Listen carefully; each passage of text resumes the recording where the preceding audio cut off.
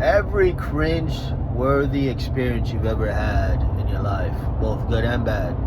Because there's those that you step out in faith and you get behind before a crowd of 50 people and you have a speech to talk about, and that's kind of like a cringe-worthy moment for some people. It's like, man, are you kidding me? Like, this is not me. I'm an introvert. This, that, and the other, right? And then there's all kinds of experiences that we have here on Earth, all kinds, good, bad, and ugly. But in this world, the people that are the biggest, the strongest, the best at life, at playing the game of life, so to speak, are the people that have the most experiences. For example, if you think about the people that get out of their comfort zone and, let's say they apply to a job that the job is over their heads, right? And they don't really know too much about Excel, spreadsheets, and this and that, but they're applying for a job that has a lot to do with stuff that they don't really know how to go about it, right? If they get the job, they're putting themselves in a position where they're gonna grow or lose the job, one or the other. But for the people that are aiming high and they want to grow, they'll step up to the plate and they'll learn how to do the things that they don't currently know how to do. But that's like life in general for everything. You want to grow muscles, you gotta get out of your comfort zone and do things that you don't normally do.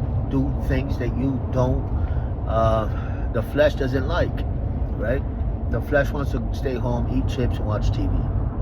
There's no growth in doing that. But give it some thought as to what I'm talking about. Anything that has comfort written all over it, there's no growth there. Any which way you want to portray that picture, paint that picture, if it's comfortable, there's no growth. But anytime you do things that you think you can't do, and you might fail at it, but do we ever really fail? By that I mean, you may not have succeeded, but did you fail? No, you learned something there. You learn what not to do. And if you do that enough, who was it that built the light bulb? I think it was Thomas Edison, not sure. But the person that made it, they failed at it a lot of times, but they never gave up. But they quote unquote failed.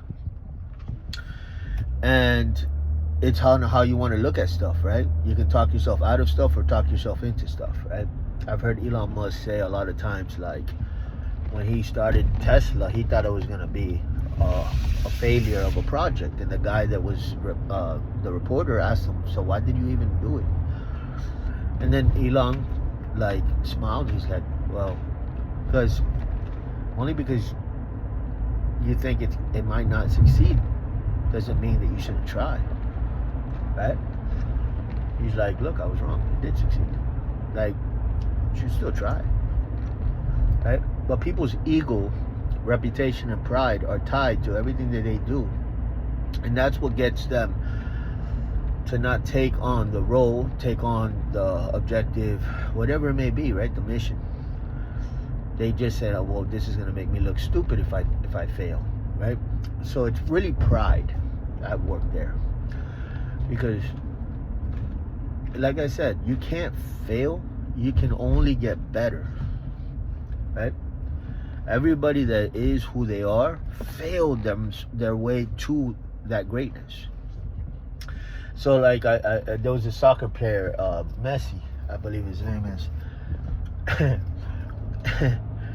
And then somebody was trying to give him, like, glory and said to him, like, oh man, you're an overnight sensation. Like, you are an overnight football star. They call it soccer football. And then he's like, yeah. I think he said something, like, don't quote me on this, but he put a radical number there, okay? It took me 1,900 22 weeks of overnight to get here, right? I just made up that number, but he put a great big number, and he said, yeah, your overnight was me fading and me getting better behind the scenes over and over and over again. And now you see me. But buddy, let me tell you something, okay? Blood, sweat, and tears got me to be where I'm at right now, and not wanting to give up, and missing and not getting it, and being frustrated and not giving up, and keep going and getting up even when I'm sore and tired, and people are telling me on the outside, no, you're never gonna do it, you're never gonna make it, and I'm still gonna go forward anyways, and and believing that it's gonna one day happen. For somebody to now like put a microphone in your mouth, to your mouth, and say, oh, you're an overnight sensation, you're the best, you must have a gift. This is how they try to disguise it. Like you must have a gift, like you are different than everybody else, you were born this good. That's what a lot of people try to attribute success to, like you were born special. No, man, it's just you just worked at it a lot. Eventually you worked out all the kinks, and you know what to do, because you did everything that failed, and finally you got to the recipe of success, right? So that's for somebody out there, man. I don't know, I was just driving a Bible study right now. I was thinking how God stretches us and how God builds us, and a lot of it is through frustrations, and a lot of it is not getting what you want, and a lot of it is, but everything means something, and everything is a piece of the puzzle to your next puzzle piece, which is going to blow your mind. And how God used everything, failures that you called failures, was all part of the puzzles. And some people, they throw in the towel, and God calls that lack of faith. God calls that unbelieving. Right? Because he can work with failures, but he can't work with somebody that just chooses with their free will not to follow, not to decide to follow, not to believe. Right? He can work with somebody that has small faith, right? But no faith. Right? Yeah, you have to believe, man. You have to believe it's possible. Just because it hasn't happened yet doesn't mean it's never going to happen. So, wherever you find yourself in life right now, understand that comfort is actually the enemy. I know that that's what everybody seeks, what everybody looks for. But it's when you go to those areas that your palms are clammy and sweaty, and you got butterflies in your stomach, and you're about to do something that is outside of comfort for yourself. You're challenging yourself, in other words. Life experiences, like life, where excitement is at, is where the challenges are at. When you challenge yourself, when you put yourself in a challenging moment, which a lot of people don't do this, but that's where life is at. Just think about it. Anything that's hard requires effort, concentration, focus. It also stresses you out, etc. But what does it produce when you actually do it?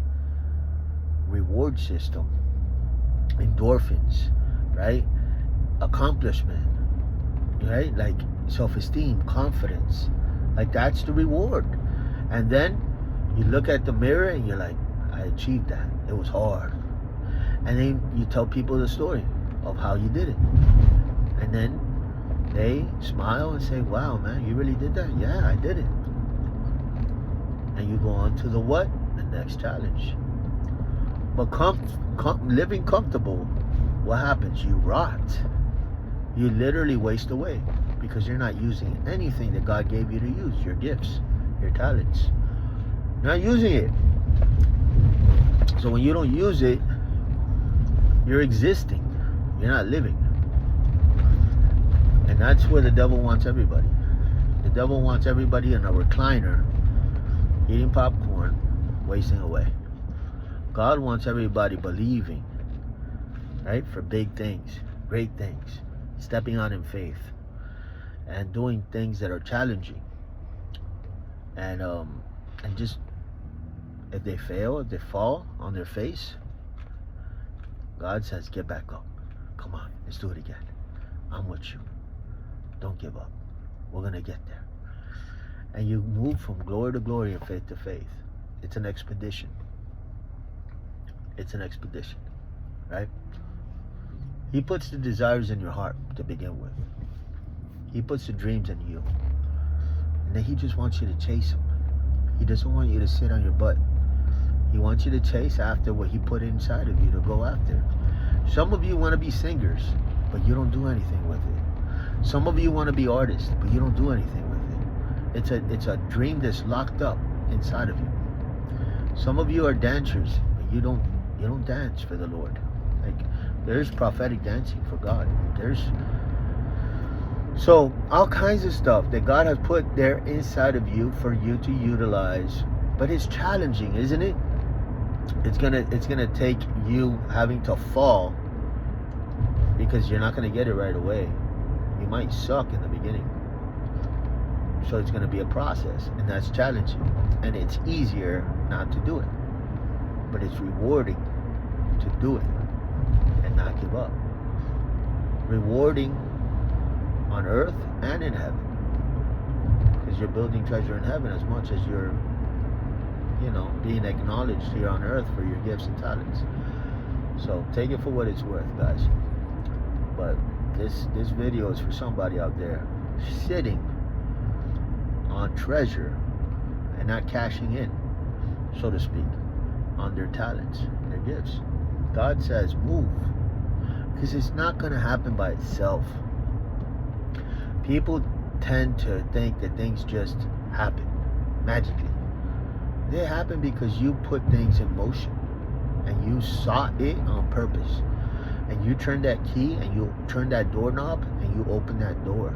There is access through prayer that God opens doors, but you have to do the walking. You can ask for stuff, but there comes a point in time where you put your feet to the floor and you go, and you venture off, and you try to work and cooperate with your prayer with God.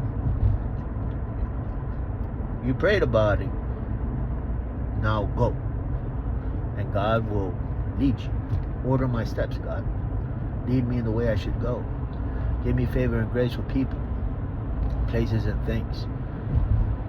I don't know where I'm going. I don't know what I'm doing. But I know that you put this in my heart to do, and lead me. Help me to find those people that are the right connections. Any wrong connections, cut them out of my life. I don't want the wrong people in my life. I want the right people in my life. Close the door on the wrong people. This is how you walk in destiny. God bless you guys.